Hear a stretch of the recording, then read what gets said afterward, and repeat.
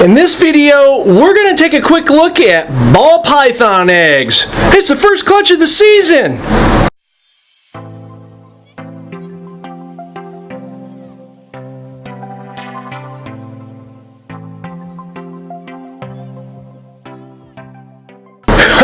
Here I am, like I've been racking my brain. I can't figure it out. I got friends that are local to me that breed ball pythons, and they got 6, 7, 8, 9 clutches. 9 clutches on the ground already. I'm just hitting my first clutch. It's all right. All my girls are going to lay eggs anyway, but man, you want to talk about a little frustrating trying to figure out what's going on. So we're going to take a quick look at this girl. I'm going to pull the eggs. We're going to do all that stuff. But I'm shooting this part of the video on day 2. I was able to figure out a problem with my iPhone when it's when it's not on the selfie camera, when it's the other way, the mic doesn't work, or it works intermittently. It's really, really weird. So all the footage that I shot for this yesterday, I shot on my iPhone, and most of the stuff where I'm talking is garbage. So I'm doing this again. So stay right there, and I'm going to try to do some voiceover and all that stuff and see if we can get through this video and let you guys take a look at the first clutch of ball python eggs at the Ectothermic dungeon. Stay tuned. Alright, here's the first go at a voiceover on this video here. Unfortunately, I'm sorry guys, there's a lot of this that is going to be voiced over. Like I said before, there was an issue with my phone. But anyway, this girl is an ivory 66% het for pied that we picked up from Justin Kabelka. You have seen her in several different videos, and I'm going to put a link in the screen right there. You can go back and take a look at the Fat Bottom Girls video, which she's in, and some other girls that we've paired up that should be dropping eggs for us. But she did drop on the 22nd, which was yesterday from me doing this voiceover, and you can see some great looking eggs that she is sitting on. And excuse me, she was paired to a pastel inchy leopard yellow belly that is 50% het for pied and ghost. We're going to go ahead and take her off the eggs here. What a good girl. She didn't strike once. Great looking clutch. And she is empty as empty could be. Alright, so we got good clutch here. 2, 4, 6, 8, and 9 eggs. No boob eggs, no infertils, no kickouts, none of that stuff. These all look fantastic. This is this girl's second season breeding for us. And again, the male that was paired to her, we did produce last year in 2017. And, excuse me. And he was featured in the boys video, which I'll put a link there. But we're going to put her aside. We're going to move these eggs, get these eggs moved over. Let you get a better look at them here. These are all stuck together. I tend not to separate stuff unless I absolutely have to. See some dimpling in there, that's all normal. Sometimes you'll have a window where you actually see in the egg, and that's just a calcification thing. It doesn't hurt the egg at all. But we're going to take those eggs away, and we'll be right back with you. Okay, so we moved the eggs over. This is now in the incubation container that we use, and it is a Sistema Container, S-I-S-T-E-M-A. I will have a link in the description down below. But what we like about it, as you see here in the video, is it has this gasket, and this gasket is on the lid. It goes all the way around the whole lid, and you got a nice flat top there. So when you lay that lid down, you get a good seal, a really good seal. You can pop holes in the end. I tend to put like an 1/8 inch hole on either end, so there is some flow. But you got 4 clamps that go around and really seal this thing in good. So you don't need any kind of other plastic or saran wrap or any of that stuff to hold those in. But we use the light grid, and we do have these guys sitting on vermiculite that is absolutely saturated. I don't get it so saturated that there's water sloshing around, but pretty close. You would definitely wring fluid out if you were to scoop that up in your hand and squeeze it. So very different than if you were gonna, you know, sit the eggs down in the vermiculite itself. So these look fantastic. Again, it's going to keep them up, keep them elevated out of the vermiculite.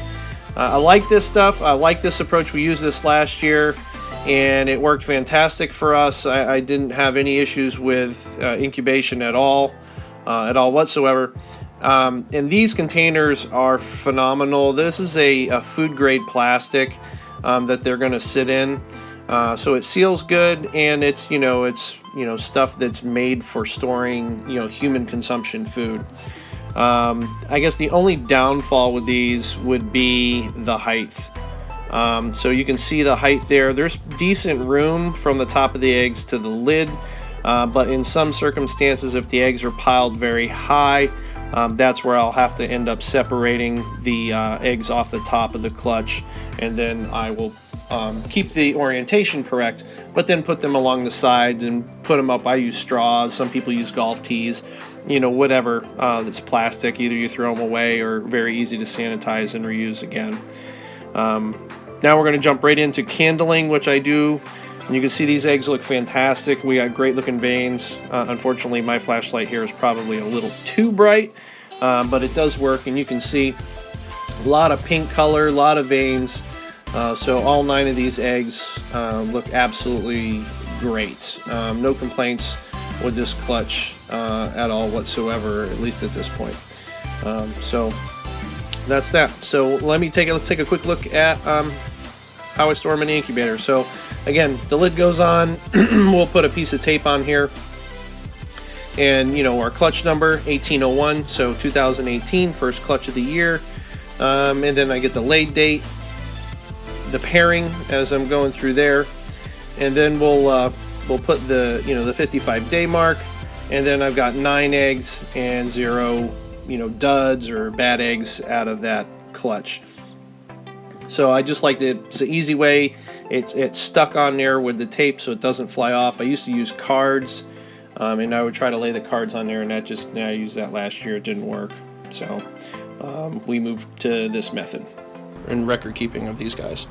And then as babies hatch, it'll be an MF, male, female, and then 01, 02, 03, and then any other indicators or whatever that I might need for those.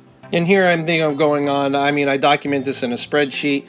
I also document this in a spiral book. So I have paper copy, I have digital copy, and that's just how I keep track of my clutches from year to year. So you can go back and look at things. All right. So this is our incubator. This is a 6-foot tall soda fridge, or what was a soda fridge. We put in our herpstat up top. We rewired the inside, so I got a control switch for the fan that's inside. So lights off, fans off, lights on, fans on, and then the internal light and lights on when the switch is on for the internal lights as well. There are essentially 4 shelves within this system here. Each shelf can hold 2 levels of these bins high, which is why I like them, because they both fit in there. So I can get 8 of these containers on each shelf as necessary, so 32 bins in total. And if I really had to, I could go down to the very bottom shelf, throw another 8. So this system, or this incubator, could hold a total of 40 clutches, if at all possible. And again, we kept the internal fan that was in there, so it circulates really well. And to heat this, we use we have the Spider Robotics thermostat. Does fantastic, really good at maintaining temps. And then in the back, we have the 2 FlexWatt, 11-inch FlexWatt in the back, and they're only on the back top or anything, just on the back. And everything else is pretty much the same. And I have a little digital controller here that hooks up to my Wi-Fi, so I can watch temp and humidity in here at all times as well. Well, there you have it, guys. This is just a quick short video. We'll probably be doing several of these coming up. I have a few other girls that were that also had their prelay shed on the same day as the ivory, so I haven't even checked them yet, so I've got to do that. I'm going to be pulling a couple more clutches of eggs, which would be good.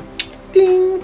But we're going to get this one down into the incubator and let them cook for a couple months, and then see what we get out of the mix. That's what I'm really excited for. So anyway, thanks for tuning in and just checking us out. There's going to be a slew of videos now that are going to start rolling through, just with all the different clutches and all the different stuff. So I'll probably be going through this type of video with every egg or group clutch of eggs that drops, just so you can kind of see what's coming your way. So again, thanks for following. Thanks for all the comments. Been a lot of dialogue lately on a bunch of different videos with Snake Dad and a bunch of other people, and truly appreciate the input, the feedback, all of that stuff. And I'm quickly becoming, I wouldn't say more addicted, but equally addicted to the YouTube videos as I am all the snakes and reptile stuff, which is such a blast. So anyway, thanks for tuning in, and we'll see you guys next time.